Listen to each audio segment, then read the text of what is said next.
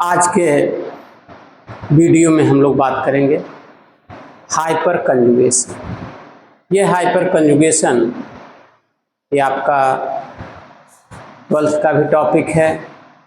ये आपका बीएससी के फर्स्ट सेमेस्टर में भी है, जो पहला यूनिट है, और उसके अलावा पीजीटी में भी ये सिलेबस हमारा है।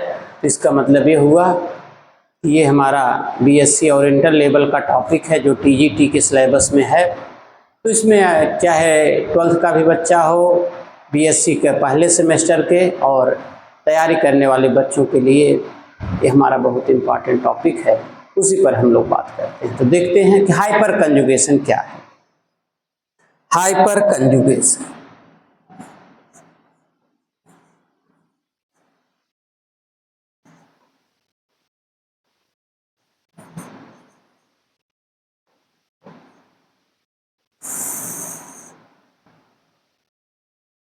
तो इसका जो कॉन्सेप्ट दिया है वो दिया है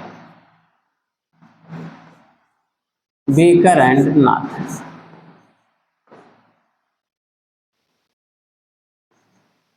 बेकर और नाथन ने इसका कॉन्सेप्ट दिया हाइपर कंजुगेशन का। देखिए, हम एक लेते हैं बेंजीन। ये है बेंजीन। बेंजीन से यहाँ पर हम मेथिल ग्रुप लगा देते हैं। तो मेथिल ग्रुप में ये कार्बन है और कार्बन से लगे हुए 3 हाइड्रोजन हैं, यानी ये बेंजीन से एक मेथिल ग्रुप लगा हुआ है। दूसरा, ये बेंजीन है, बेंजीन से लगा हुआ है कार्बन और कार्बन से लगे हुए 3 मेथिल ग्रुप, यानी तीनों हाइड्रोजन को 3 मेथिल ग्रुप से रिप्लेस कर दिया गया है। अच्छा, अब अगर हम कहें कि इंडक्टिव इफेक्ट की बात अगर हम करें, तो हम लोगों ने जो इसके पहले के लेक्चर में पढ़े हैं, तो क्या पढ़े हैं कि मेथिल ग्रुप है, मेथिल ग्रुप से ज़्यादा इंडक्टिव इफेक्ट एथिल ग्रुप का होगा, CH3CH2। इसका इंडक्टिव इफेक्ट ज़्यादा होगा। ये अगर इससे भी आगे बढ़े हम, CH3CH3, इसका इंडक्टिव इफेक्ट और ज़्यादा होगा, और सबसे अधिक इंडक्टिव इफेक्ट CH3CH3,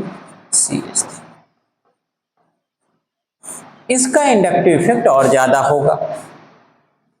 तो ये हम लोगों ने पढ़ा है भाई, यहाँ पर इस कार्बन से 3 मेथिल ग्रुप लगे हैं। यहाँ पर ये अगर इसको हम सेंट्रल मान लें, तो ये हमारा सेंट्रल है, सेंट्रल कार्बन है। तो जिसमें जितना ज़्यादा मेथिल ग्रुप होगा उसमें इंडक्टिव इफेक्ट उतना ही ज़्यादा होगा। ऐसा हम लोगों ने हमारा 3 वीडियो जिस पर अभी प्रॉब्लम अभी बची हुई है, बस कॉन्सेप्ट सहित हल्की फुल्की कुछ प्रॉब्लम हम लोगों ने किया है। तो इंडक्टिव इफेक्ट के बारे में डिटेल में जानते हैं। तो इसका मतलब ये हो गया कि टर्ट ब्यूटाइल में सबसे ज़्यादा है, आइसोप्रोपाइल में उससे कम है, और एथिल में और कम है, और मेथिल में सबसे कम है। इंडक्टिव इफेक्ट की बात करेंगे हम भाई। इंडक्टिव इफेक्ट, और दूसरी बात यह है कि ये जो हम लोगों ने पढ़ा है, ये कौन सा इफेक्ट शो करते हैं? Plus I effect. हम आपको बता रहे हैं प्लस आई इफेक्ट, और हम टॉपिक पढ़ा रहे हैं आपको हाइपर कंजुगेशन का। बेंजीन है, बेंजीन रिंग में आपने मेथिल ग्रुप लगाया, और यहां पर ये ब्यूटिल ग्रुप लगाया। अच्छा, यहां तो इलेक्ट्रॉन देगा ये, आप कह रहे हैं कि यहां पर इलेक्ट्रॉन डोनेटिंग ज्यादा होगा, यहां पर इलेक्ट्रॉन डोनेटिंग कम होगा। तो एक तरह से एक बात तो बिल्कुल क्लियर है कि यहां पर इस ग्रुप का, ये जो ग्रुप है, इसका प्लस आई इफेक्ट यहां से देखकर हम कह सकते हैं कि इसका ज्यादा है और इसका कम है। अब हमें जानते हैं कि यदि बेंजीन रिंग है, इसमें अगर इलेक्ट्रॉन डोनेटिंग ग्रुप होगा, तो electron donating group electron donating group benzene ring को एक्टिवेट कर देगा। क्या करेगा? एक्टिवेट, बेंजीन रिंग को एक्टिवेट करेगा। कौन सा? Electron donating group. तो जिस ग्रुप में इलेक्ट्रॉन डोनेटिंग पावर ज्यादा होगा वो ज्यादा रिएक्टिव हो जाएगा, ज्यादा एक्टिवेट हो जाएगा। तो होना चाहिए तो इसको, यहां पर इलेक्ट्रॉन डोनेटिंग टेंडेंसी ज्यादा होनी चाहिए और ये रिंग ज्यादा एक्टिव होनी चाहिए, ज्यादा रिएक्टिव होनी चाहिए। लेकिन ये पाया गया है किसके द्वारा? बेकर एंड नाथन द्वारा ये ऑब्जर्व किया गया है कि इसके कंपेयर में ये टॉल्यूइन हो गया, ये आपका आइसोब्यूटाइल बेंजीन हो गया, तो ये दोनों में ये ज्यादा रिएक्टिव है और एक कम रिएक्टिव है। ये ऑब्जर्व किया गया। क्या ऑब्जर्व किया गया? कि ये वाला कंपाउंड, ये बेंजीन रिंग जिसमें मेथिल ग्रुप लगा है ये ज्यादा रिएक्टिव है, और जिसमें आइसो ब्यूटिल लगा हुआ ग्रुप है ये वाला ग्रुप, ये बेंजीन रिंग कम है। जबकि इंडक्टिव इफेक्ट के आधार पर ये हमारा ज्यादा रिएक्टिव होना चाहिए था, ये कम रिएक्टिव होना चाहिए था। यहीं पर कॉन्सेप्ट आया है हाइपर कंजुगेशन का। अब हाइपर कंजुगेशन क्या है वो आप समझिएगा। अब ये कैसे संभव है कि इलेक्ट्रॉन, जाहिर सी बात है यहां से ये जो इलेक्ट्रॉन दे रहा बॉन्ड के थ्रू दे रहा है, यहां पर ये अल्फा कार्बन हुआ, ये अल्फा कार्बन से लगा हुआ अल्फा हाइड्रोजन हुआ, ये तो ये किससे कंजुगेटेड है? डबल बॉन्ड से कंजुगेटेड है। यानी अगर हम ये सिस्टम लें, ये वाला सिस्टम अलग कर लेते हैं इस सिस्टम को। कौन सा सिस्टम हमने लिया? ये आपका ये अल्फा कार्बन हुआ, अल्फा कार्बन से लगा हुआ हाइड्रोजन है, ये कार्बन है, यहां डबल बॉन्ड है। ये देखिए ये सिस्टम, यहां से इस सिस्टम को हमने अलग कर लिया। इसका मतलब ये हो गया कि यदि हमारे पास में अगर ये सिस्टम है, यानी डबल बॉन्ड से लगा हुआ ये कंजुगेटेड कार्बन हाइड्रोजन, ये सिग्मा बॉन्ड है। ये क्या है? ये सिग्मा बॉन्ड है। उस कंडीशंस में ये जो कंजुगेटेड सिग्मा बॉन्ड है, CH सिग्मा बॉन्ड, क्या है ये? कंजुगेटेड, अभी अलग से फिर दोबारा से लिख देंगे, कंजुगेटेड CH सिग्मा बॉन्ड। ये वाला किससे कंजुगेटेड है? कार्बन कार्बन डबल बॉन्ड से कंजुगेटेड है। उस कंडीशंस में, अच्छा ये बात तो हम लोग पहले पढ़ चुके हैं, इसको हम मिटा देते हैं। ये वाला ये हम ऑलरेडी हम लोग पढ़ चुके हैं और ये सही भी पढ़े हैं, उसके आधार पर हम लोगों ने बात किया है।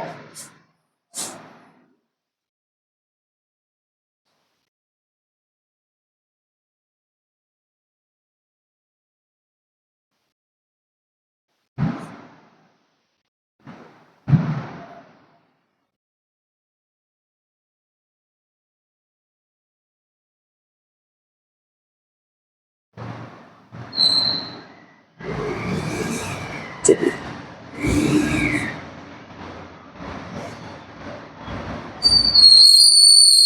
अब हम क्या कह रहे हैं, ये सिस्टम यहां से हमने अलग किया,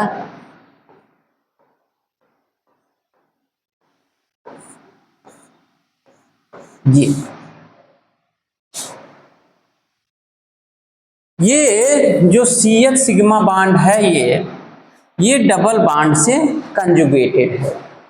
यहां पर इस कंडीशंस में ये जो सिग्मा बॉन्ड है ये पार्टिसिपेट करता है, और जब ये पार्टिसिपेट करेगा देखिएगा क्या होगा, ये सिग्मा बॉन्डेड इलेक्ट्रॉन यहां आ गए, जब यहां डबल बॉन्ड इलेक्ट्रॉन आ गए तो इलेक्ट्रॉन यहां चला गया, तो क्या बन जाएगा फिर ये हो जाएगा हमारा C डबल बॉन्ड, यहां पर H, कोई बॉन्ड नहीं है उसके बीच में,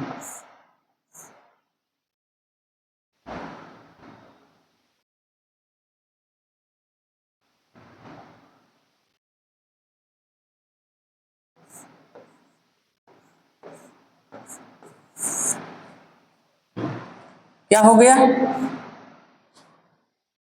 ये सिग्मा बॉन्डेड इलेक्ट्रॉन यहाँ पाई में कार्बन कार्बन के बीच में डबल बॉन्ड बना दिया। जब यहाँ डबल बॉन्ड बन गया तो इसके बीच का जो डबल बॉन्ड था वो उसका इलेक्ट्रॉन इस कार्बन पर आ गया। अब देख रहे हैं कि इसका जो यहाँ पर सिग्मा बॉन्डेड इलेक्ट्रॉन था ये पार्टिसिपेट कर गया, ये तो इलेक्ट्रॉन इसको दे दिया, तो यहाँ पर जब इलेक्ट्रॉन आए थे यहाँ पर इलेक्ट्रॉन आ गया। इससे यहाँ पर कोई बॉन्ड नहीं है, ये देखिएगा नो बॉन्ड, ये हो गया हमारा नो बॉन्ड, नो बॉन्ड, इसको हम कहेंगे नो बॉन्ड रिजोनेंस। क्या कहेंगे, नो बॉन्ड रिजोनेंस। तो ये जो बॉन्डेड इलेक्ट्रॉन सिग्मा बॉन्ड था, सिग्मा बॉन्डिंग इलेक्ट्रॉन था, ये पार्टिसिपेट कर गया और हाइड्रोजन अल्फा कार्बन और अल्फा हाइड्रोजन के बीच का जो सिग्मा बॉन्ड था वो कहीं न कहीं डोनेशन के काम में आ गया। तो इसे हम नो बॉन्ड रिजोनेंस कहते हैं या बेकर नाथन इफेक्ट कहते हैं। क्या कहते हैं इसको हम, बेकर नाथन इफेक्ट, इसे हम बेकर नाथन इफेक्ट कहते हैं। अब इसके आधार पर हम यहाँ पर एक्सप्लेन कर सकते हैं कि आखिर ये क्यों ज्यादा है और ये क्यों कम है।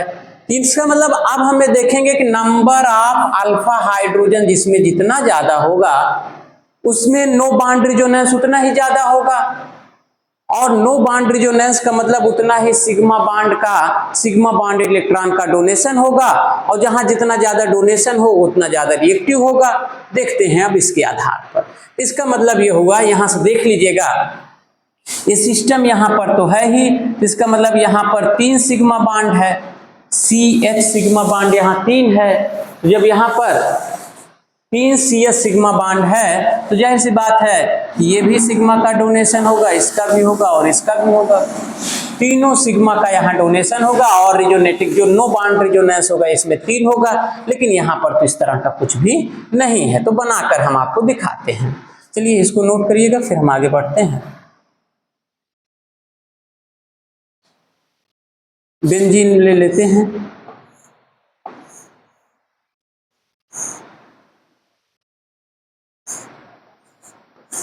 तीन अल्फा हाइड्रोजन है इसमें, यहां पर 3 अल्फा हाइड्रोजन है, ये इलेक्ट्रॉन यहां जाएगा कि ये यहां पर जाएगा, क्या होगा, यहां पर माइनस हो जाएगा, यहां पर डबल बॉन्ड C, यहां पर H प्लस हो गया, इलेक्ट्रॉन दिया है तो यहां पर ये 2 बॉन्ड हो गए, यहां डबल बॉन्ड, यहां डबल बॉन्ड। इसके रिजोनेटिंग स्ट्रक्चर होंगे, इसी तरह से इसके साथ भी होगा, इसी तरह से इसके साथ भी होगा। देखते हैं,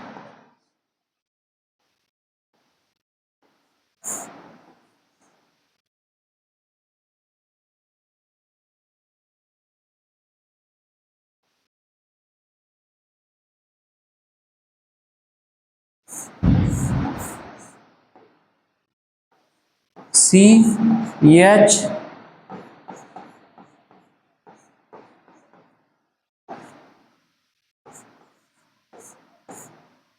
ये हो गया। ऐसे तीसरा भी हो सकता है,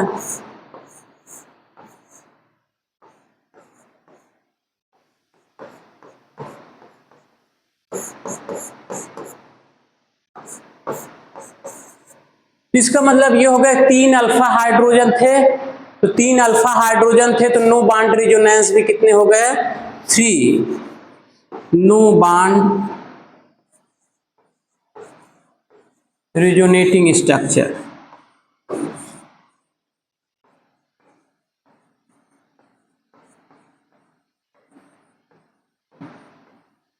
यहां पर 3 था तो इसमें 3 no bond resonance resonating structure हुआ, लेकिन जब जहां पर आप इसको लेंगे तो यहाँ पे नो अल्फा हाइड्रोजन, यहाँ पर अल्फा हाइड्रोजन नहीं है, तो जहां अल्फा हाइड्रोजन नहीं होगा no no bond resonance absent. तो यहां पर ये बस केवल, तो यहां पर हाइपर कंजुगेशन यहां पर शो नहीं करेगा, और इसमें अगर नंबर ऑफ अल्फा हाइड्रोजन है तो उसमें हाइपर कंजुगेशन शो करेगा। अगर मान लेते हैं, अगर हम दूसरा वाला लेते तो क्या होता फिर, देखिएगा।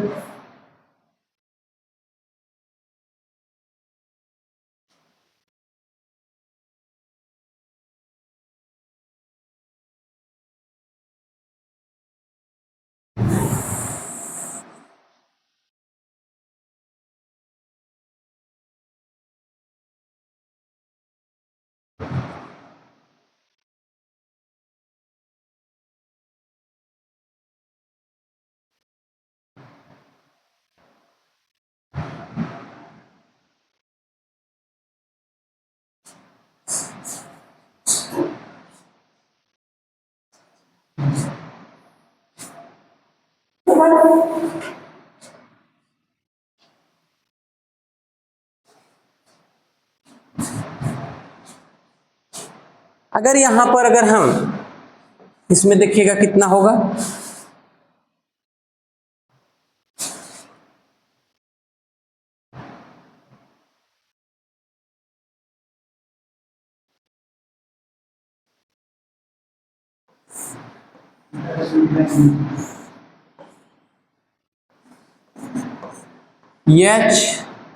HCH3CH3, यहां पर एक अल्फा हाइड्रोजन है, तो एक अल्फा हाइड्रोजन है तो इसमें वन नो बॉन्ड रेजोनेंस होगा। इसमें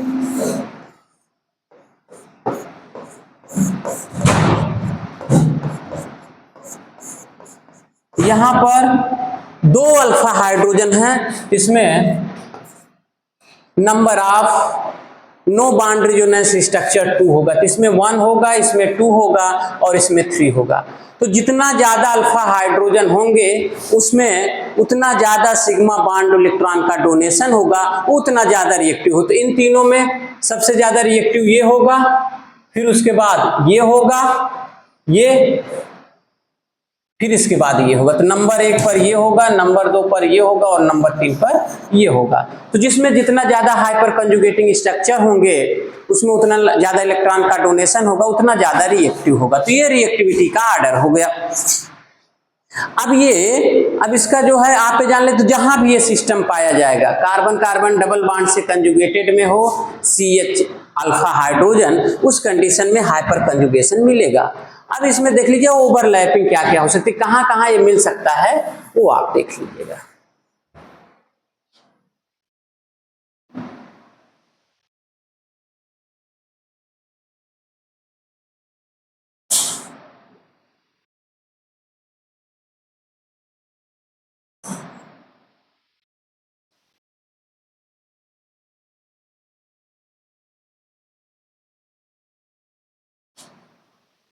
देखिएगा,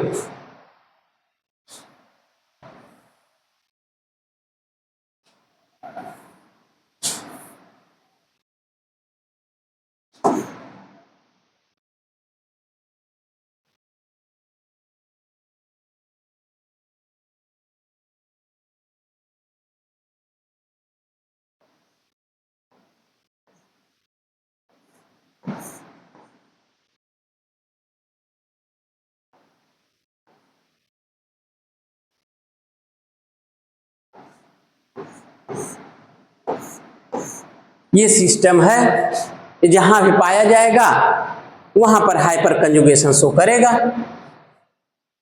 इसके अलावा तो यहां पर जो ओवरलैपिंग हो रही है देखिएगा, ये तो सिग्मा हो गया और ये पाई हो गया। यहां पर जो ओवरलैपिंग हो रही है वो देखिएगा, overlapping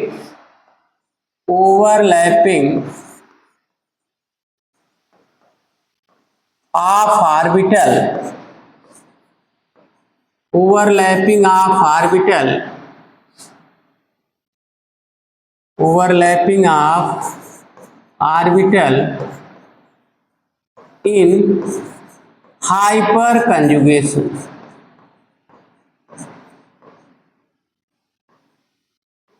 overlapping of orbital in hyper conjugation. इसमें देखिएगा जो अभी सिस्टम हमने बताया है, इसका मतलब ये एल्कीन भी हो सकता है, कार्बिन भी हो सकता, जैसे बेंजीन हुआ था, बेंजीन में ये सिस्टम था। अगर हम आपका ये देखिएगा CH2 डबल बॉन्ड CH3 ये ले, तो इसमें भी तो प्रेजेंट है, इसमें भी प्रेजेंट है। इसको ऐसे आप लिख दो CH2 डबल बॉन्ड CH, यहाँ पर 3 हाइड्रोजन लगा दीजिए, ये देखिएगा तो अल्फा हाइड्रोजन हो गया। इसका मतलब एल्कीन में भी पाया जा रहा है और बेंजीन में, बेंजीन रिंग से यदि आपका एल्किल ग्रुप लग रहा है तो वहां भी ये सिस्टम पाया जाएगा। तो मेनली हमें ये सिस्टम को भी देख रहे हैं हम लोग। इसमें ओवरलैपिंग कहाँ कहाँ हो रही है ये देखिएगा। इसका मतलब यहाँ पर ये पाई हो गया और यहाँ पर जो होगा वो क्या होगा, सिग्मा होगा। तो ये 1 2 3 कार्बन हो गए, यहाँ पर यहाँ पर p ऑर्बिटल सिग्मा है, p, यहाँ पर ये p ऑर्बिटल है, ये पाई है, ये भी पाई है। जो ओवरलैपिंग हो रही है वो किसके किसके बीच में हो रही है? ये सिग्मा बॉन्डेड इलेक्ट्रॉन है तो सिग्मा जो है वो p ऑर्बिटल में पाया जाएगा, और यहां पर ये पाई ऑर्बिटल है, ये भी पाई ऑर्बिटल है, क्योंकि ये सिग्मा का इलेक्ट्रॉन यहां जा रहा है। जब ये इलेक्ट्रॉन यहां जा रहा है तो पाई वाला इलेक्ट्रॉन यहां जा रहा है, ये देखिएगा यही ना हो रहा है। तो जब ये हो रहा है तो इन्वॉल्वमेंट किसका हो रहा है? सिग्मा का, यानी p ऑर्बिटल हो गया, और ये पाई का। तो कौन सी ओवरलैपिंग हो रही है इस हाइपर कंजुगेशन में? Sigma pi. कौन सी ओवरलैपिंग है? Sigma pi overlapping. जो ओवरलैपिंग की एक क्वेश्चन बनेगा यहां पर, इंपॉर्टेंट क्वेश्चन बनेगा, ये कौन सी ओवरलैपिंग हो गई? हमसे क्वेश्चन ये आता है, बहुत कंपटीशन में आता है, बहुत इंपॉर्टेंट भी है कि हाइपर कंजुगेशन में कौन सी ओवरलैपिंग नहीं पाई जाती है, वो आपको बताना होता है। तो उसमें 3 पाई जाएगी और 1 नहीं पाया जाएगा। जैसे अगर हम लिख दें, पहले क्वेश्चन ही लिख दें, आप लोग सोचते रहिएगा कि कौन कौन सी ओवरलैपिंग नहीं पाई जाएगी। हम लिख दे रहे हैं क्वेश्चन पहले ही, सिग्मा पाई ओवरलैपिंग, पाई पाई ओवरलैपिंग, और सिग्मा p बैकेंट ओवरलैपिंग, और सिग्मा p इनकम्प्लीट ओवरलैपिंग। ये क्वेश्चन है और ये बहुत इंपॉर्टेंट क्वेश्चन होता है ये, कि कौन सी ओवरलैपिंग हाइपर कंजुगेशन में नहीं पाई जाती है। और ये जो है ना, इसी को हम हाइपर कंजुगेशन कहते हैं। ये जो इलेक्ट्रॉन दिया इसी को नाथन और ब्रेकन ने, इसी इफेक्ट को नो बॉन्ड रेजोनेंस, या ये जो प्रोसेस है इसी को हाइपर कंजुगेशन कहते हैं, या नाथन ब्रेकन इफेक्ट कहते हैं। तो ये हमारा क्वेश्चन है, कौन सी ओवरलैपिंग नहीं पाई जाएगी। यहाँ पर हम आपको बता रहे हैं कि ओवरलैपिंग, तो overlapping of orbital in hybridization, तो एक ओवरलैपिंग कंफर्म हो गया कि ये पाई जाएगी। वो भी किसमें पाई जाएगी? यदि बेंजीन से एल्किल ग्रुप लग रहा है, एल्कीन से अगर में एल्किल ग्रुप लगा हुआ है, यानी सब्स्टिट्यूटेड एल्कीन है, तो उसमें भी ओवरलैपिंग पाया जाएगा। तो एल्कीन में और एल्किल डेरिवेटिव ऑफ बेंजीन में ये सिग्मा पाई ओवरलैपिंग पाई जाएगी। चलिए, और ये हमने ये दिखा भी दिया कि sigma pi overlapping in hyper conjugation, in hyper conjugation इसमें पाया जाएगा। दूसरा देखते हैं, एक बात क्लियर हो चुकी है हम लोगों का,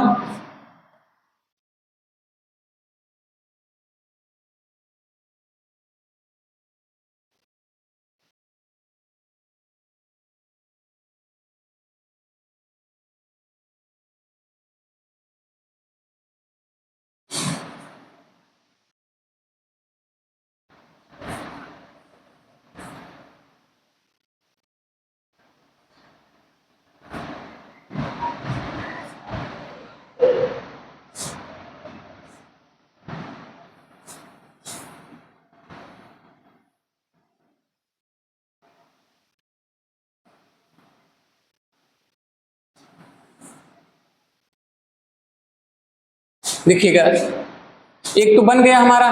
दूसरी ओवरलैपिंग देखिएगा, यदि ये देखिएगा यहाँ पर ये कार्बोकेटायन कर दिया, यहाँ से ये हमने यहाँ हाइड्रोजन कर दीजिए, यहाँ हाइड्रोजन कर दीजिए, और यहाँ पर एक मेथिल ग्रुप लगा दो।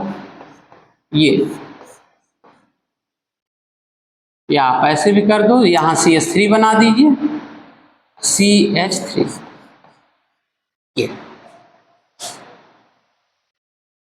यहाँ पर जो ऑर्बिटल है p बैकेंट है, इस पर जो ऑर्बिटल है वो कौन सा ऑर्बिटल है? p बैकेंट ऑर्बिटल है। तो ये p बैकेंट है तो ये हो गया अल्फा कार्बन। तो अल्फा कार्बन से 3 हाइड्रोजन लगे हैं, इन तीनों हाइड्रोजन को हम कहेंगे अल्फा हाइड्रोजन। इसका मतलब ये हुआ कि ये कार्बन है, यहाँ पर हम जानते हैं कि p बैकेंट है, यहाँ पर ये जो है ये p बैकेंट है, और उससे लगा हुआ ये मेथिल ग्रुप है अल्फा, और इससे 3 लगे हुए अल्फा हाइड्रोजन हैं, इसमें प्लस है, तो इसका मतलब ये हुआ ये p बैकेंट ऑर्बिटल है, p बैकेंट। तो जब ये p बैकेंट है तो उस कंडीशंस में देखिएगा यहाँ पर ये वाला सिस्टम, ये इलेक्ट्रॉन यहाँ देगा, जब इलेक्ट्रॉन यहाँ जाएगा तो कार्बन और अल्फा कार्बन के बीच में डबल बॉन्ड हो जाएगा, तो ये बन जाएगा आपका carbon double bond alpha carbon से ये 2 हाइड्रोजन सिग्मा बॉन्ड द्वारा, और एक हाइड्रोजन यहाँ पर ये बन गया, ये बना हमारा। जब यहाँ पर सिग्मा बॉन्डेड इलेक्ट्रॉन का डोनेशन हुआ तो ये आपका बना, ये नो बॉन्ड रिजोनेटिंग स्ट्रक्चर हुआ हमारा। तो इसका मतलब ये हो गया कि यहाँ पर यदि p बैकेंट ऑर्बिटल है, उस कंडीशंस में भी ये जो CH सिग्मा बॉन्ड था उसके इलेक्ट्रॉन का डोनेशन हुआ, और अल्फा कार्बन और कार्बन के बीच में डबल बॉन्ड आ गया। यहाँ पर जो ओवरलैपिंग होगी वो कौन सी ओवरलैपिंग हो गई फिर हमारी?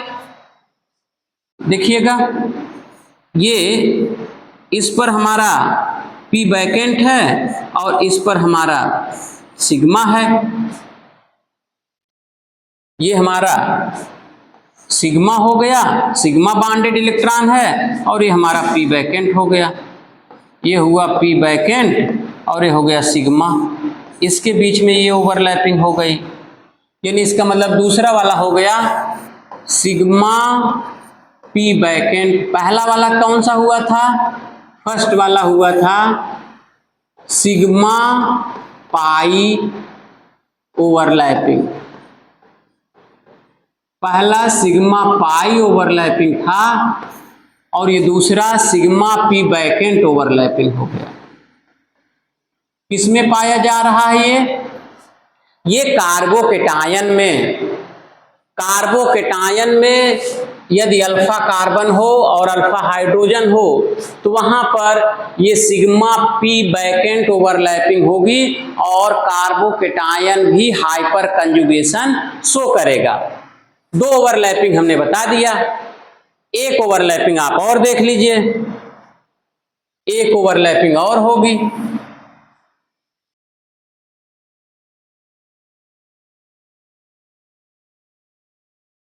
देखिएगा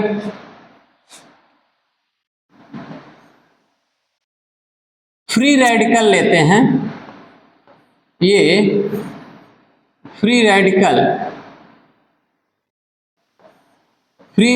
है, और इसी से लगा हुआ ये मेथिल ग्रुप है, ये H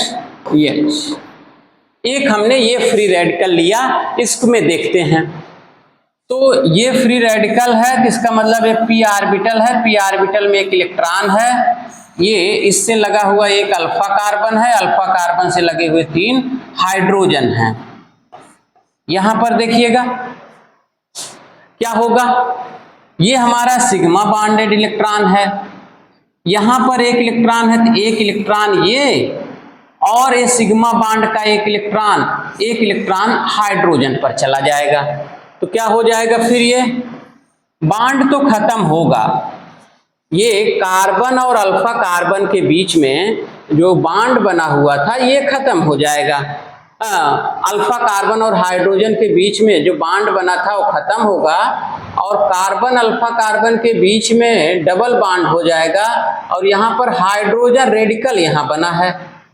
ये देखिए आप, यहाँ पर ये हाइड्रोजन रेडिकल बना है, ये भी नो बॉन्ड रिजोनेंस हो गया, यहाँ भी होगा, यहाँ भी होगा, तो भी 3 no bond resonating structure show करेगा। यहाँ पर जो ओवरलैपिंग हुई वो कौन सी ओवरलैपिंग हुई, ये पी इनकम्प्लीट है। कौन सा ऑर्बिटल है, पी इनकम्प्लीट ऑर्बिटल है ये पी इनकम्प्लीट है। और यहाँ पर ये कार्बन है, कार्बन में ये सिग्मा बॉन्डेड इलेक्ट्रॉन हो गया, सिग्मा बॉन्डिंग हो गया। यहाँ जो ओवरलैपिंग हो रही है वो किसके बीच में हो रही है, ये जो बॉन्डिंग हो रही है पी बैकेंड और सिग्मा बॉन्ड के बीच में। ये जो तीसरी ओवरलैपिंग हुई, तीसरी ओवरलैपिंग कौन सी हो गई, थर्ड वाली कौन सी हो गई, तो 3 हो गए हमारे। ये देखिएगा 2 हुए थे, तीसरी कौन सी हो गई, सिग्मा पी इनकम्प्लीट, अरे सॉरी यहां पर ये कौन सा हुआ, इनकम्प्लीट है, ठीक है। तो तीसरा वाला कौन सा हुआ हमारा, सिग्मा पी इनकम्प्लीट ओवरलैपिंग।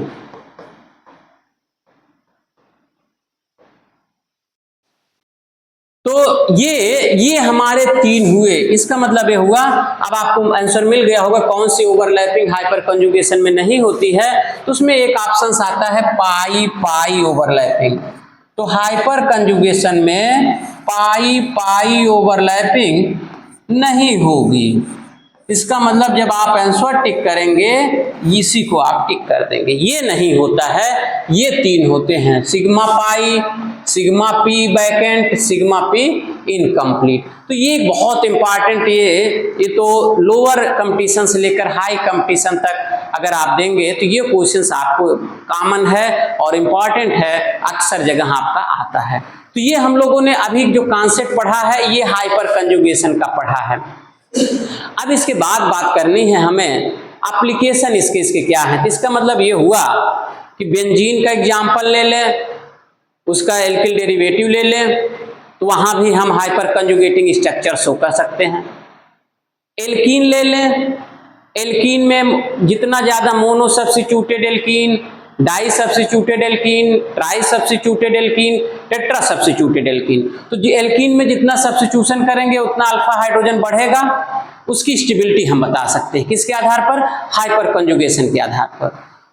यहां पर हाइपर कंजुगेशन की वजह से जब हम कार्बोकैटायन की बात करेंगे तो चूंकि इसमें नो बॉन्ड रिजोनेंस है, CH सिग्मा बॉन्ड का इलेक्ट्रॉन डोनेट होता है, तो कार्बोकैटायन की स्टेबिलिटी भी इसके आधार पर हम एक्सप्लेन कर सकते हैं। और सेम वैसे ही फ्री रेडिकल का भी हम एक्सप्लेन कर सकते हैं स्टेबिलिटी। तो जिसमें जितना ज्यादा हाइपर कंजुगेटिंग स्ट्रक्चर होंगे उतना ज्यादा स्टेबल होगा। तो आज के वीडियो में हम लोगों ने कॉन्सेप्ट पढ़ा हाइपर कंजुगेशन का।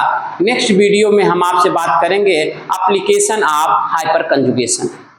तो याद रखिए ये आपका टॉपिक BSc में भी है, इंटर में भी है और उसके अलावा TGT PGT के सिलेबस में है, जो बहुत एक कॉमन और इम्पॉर्टेंट रिएक्शन है जिसका एप्लीकेशन काफ़ी है। तो अगला जो वीडियो होगा आप हमारे चैनल को लाइक कर लें, सब्सक्राइब कर लें, जिससे कि आपको टोटल वीडियो आपको मिलता रहे, नोटिफिकेशन आपको मिलता रहे। तो अगले वीडियो में हम लोग बात करेंगे कि एप्लीकेशंस ऑफ हाइपर कंजुगेशन। तो आज के वीडियो में इतना ही, थैंक यू।